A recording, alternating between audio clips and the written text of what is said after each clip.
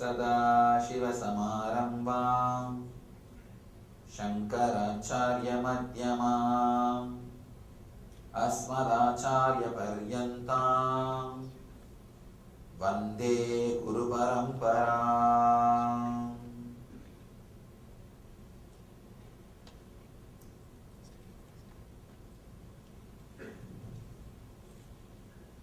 I welcome you all with my love and respect.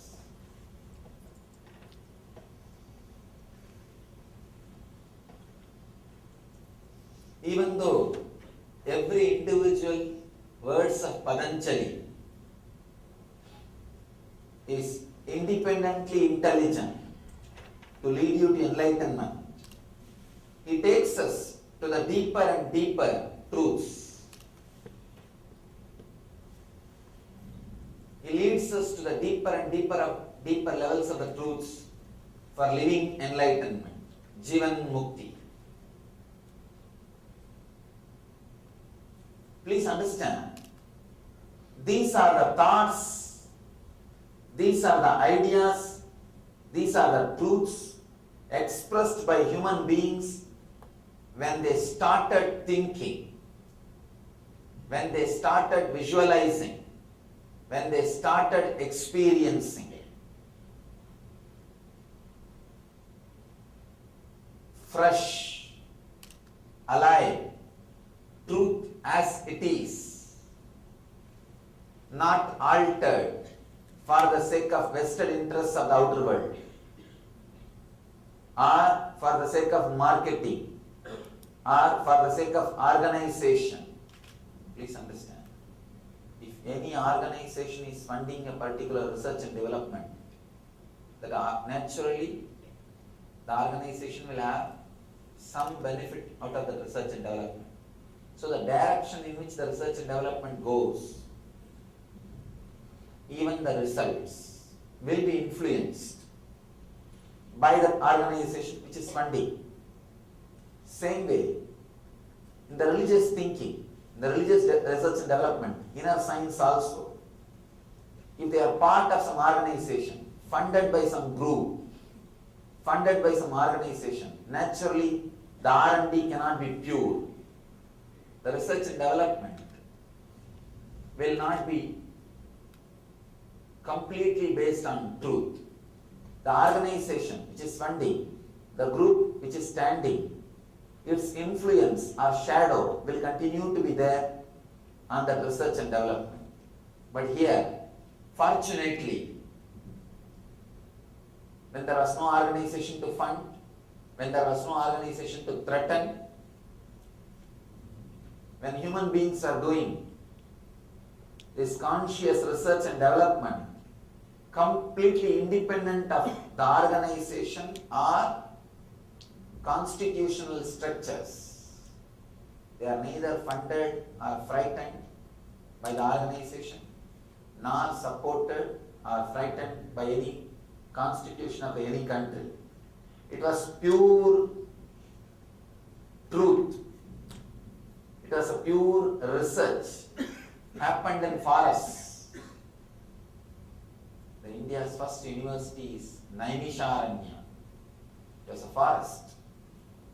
And the registrar of the university, Vaisambhayana, he records whatever is happening. And thousands of professors, scientists, research scholars, millions of students from all over the world.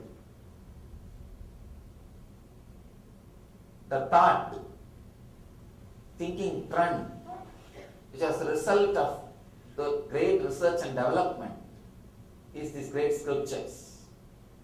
Even this research and development happened in a place called Chidambaram. That's also a forest.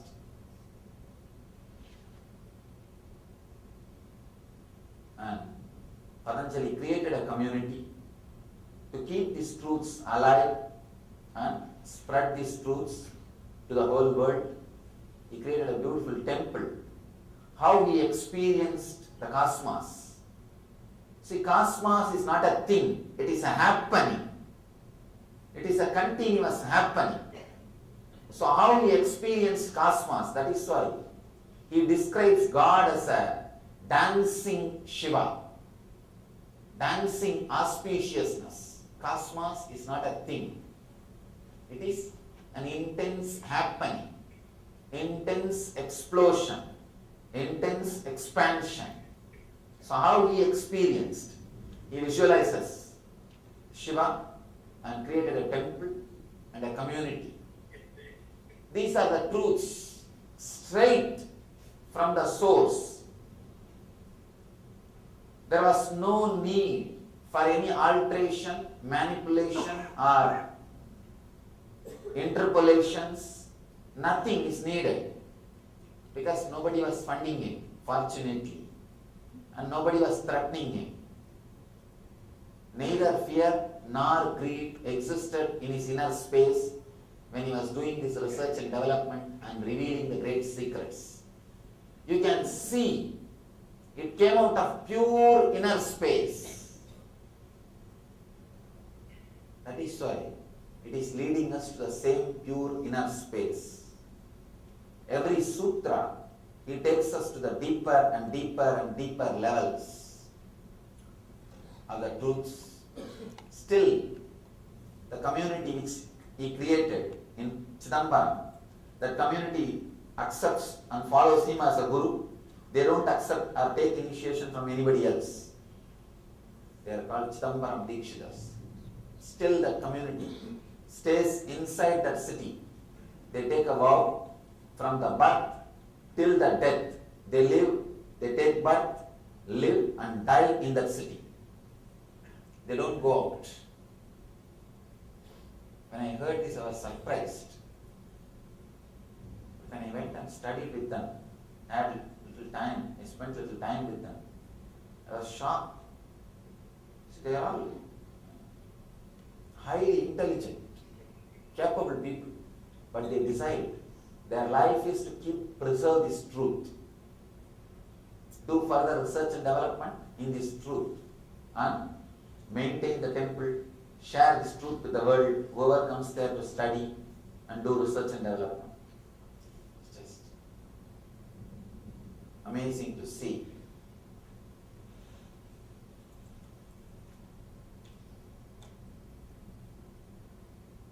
These great truths, pure original truths, in its purest form, is presented to us in the form of sutras.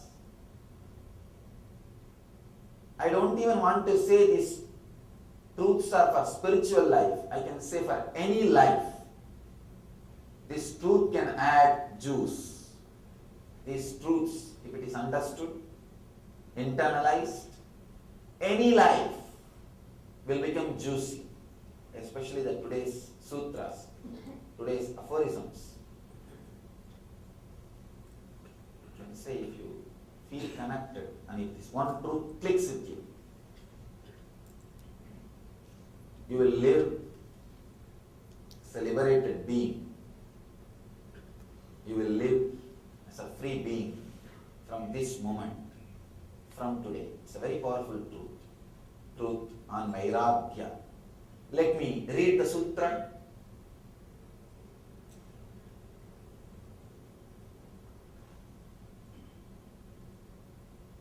Drishtan Shravika Vishaya Vidrishnasya Vasikara Sagnya Vairagyam. I know you may not understand the words, but I wanted you to hear the original words. The words directly from Patanjali. I will give translation. But the words directly from Patanjali, it has its own sanctity. An amazing thing. The beauty in the Vedic tradition. Thousands of masters happen. They write commentaries, but they never touch the original sutras. It's sacred. Even if there is grammatical error, grammar mistakes, it is called Arsha Prayoga. Means an enlightened sage is not bound by grammar in our Sanskrit language. What he uses is grammar. There is a definition because he is trying to express which is inexpressible, inexplicable, which is not normal, which is extraordinary.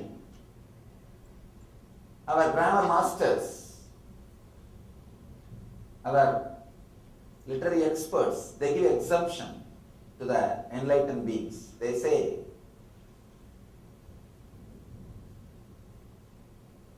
whatever they use is grammar. It's called Arsha Prayoga. So, you can't question an enlightened master makes a mistake in language or anything. What he says becomes a new rule. Even if there is Arsha Prayoga, even if there are mistakes in rules or meaning or in arrangement, whatever he gives us a meaning is the meaning. Here, that is why the original truths are preserved as it is. Each sutra can be a source for a think tank. Each sutra can be a source for new intelligence, new awakening. Let me give you the translation of the sutra. Drishta anusravika vishaya vidrushnasya vashikara samnya vairagyam. The conscious withdrawal from the objects of the senses at the body, mind and spirit level leads one to a state of awareness which is called vairagya.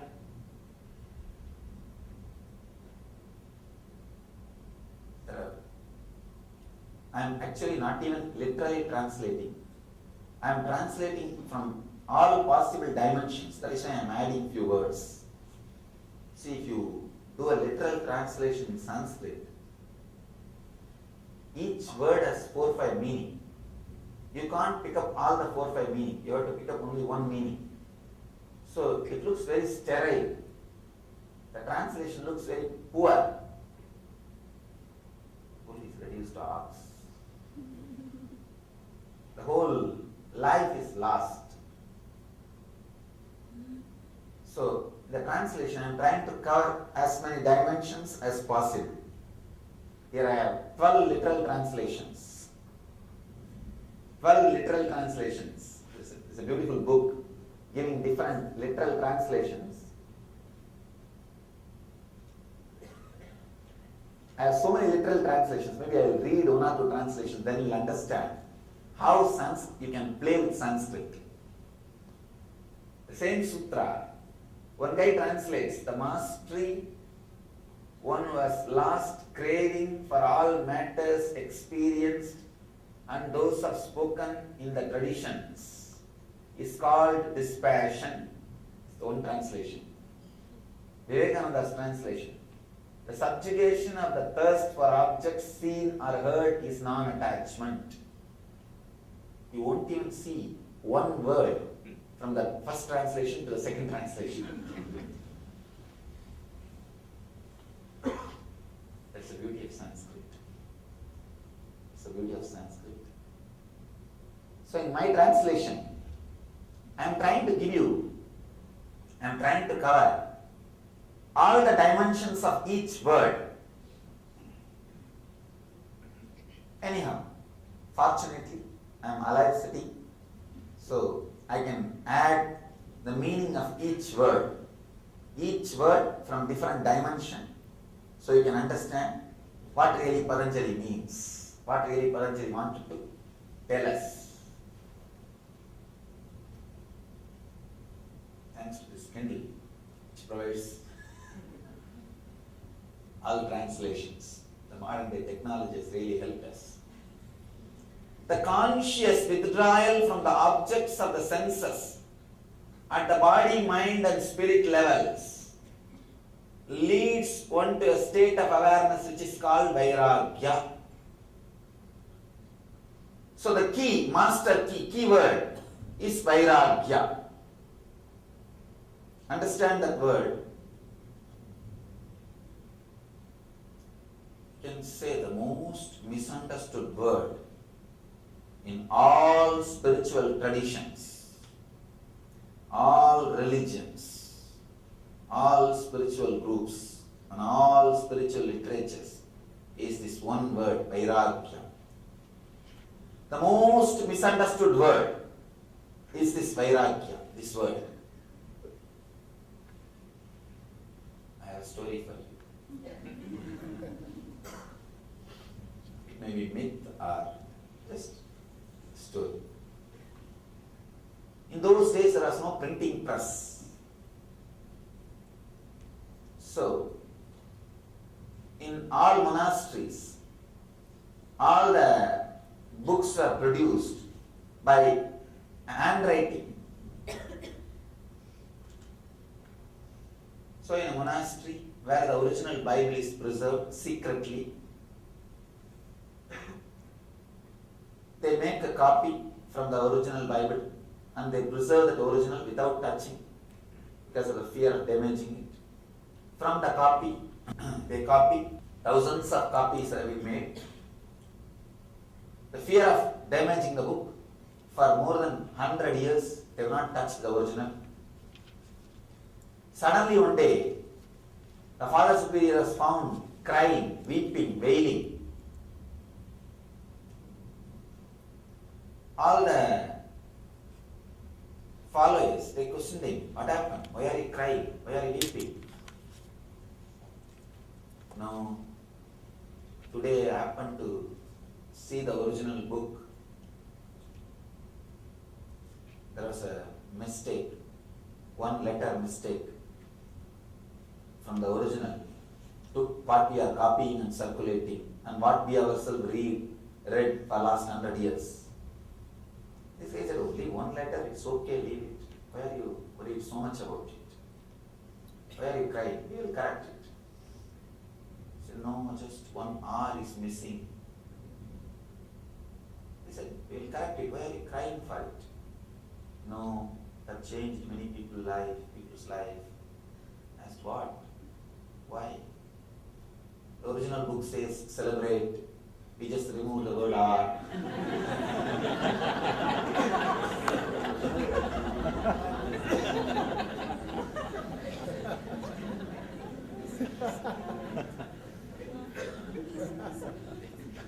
Letter R is very important.